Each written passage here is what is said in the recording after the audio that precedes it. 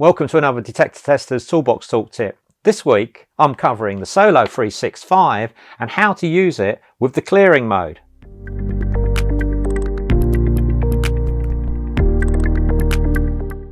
Smoke in and around a detector chamber can cause the detector to reactivate after it's actually tested.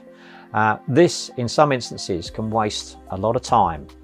The Solo 365 has a clear mode which blows clear air through the chamber, eliminating that re-alarm issue and cutting down the time spent per detector. We're going to look at it in a bit more detail so you know when to use it and how to use it. Let's go over the status indicating LEDs on the Solo 365. The Solo 365 status indicators are conveniently placed so that you've got easy viewing when working at height and you can see exactly what's going on. Green slow flash indicates standby mode. When the detector enters the test cut, the proximity sensor starts the test and the status indicator LEDs flash fast blue to indicate smoke is being produced. Normally the detector stays in the test cut until it has activated and the Solo 365 is then lowered from the smoke detector. If clearing is required, wait a second until the status LEDs change to a fast green flash to indicate the 365 is ready to perform a clear. Raise the test cut over the detector and the LEDs change to a white fast flash to indicate clear air is being blown through the chamber of the detector.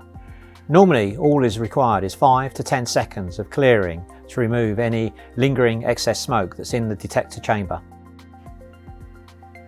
There are some situations when the clear mode is not required on the Solo 365, such as when the detector is fast activating, it self-resets, or perhaps less smoke is actually used.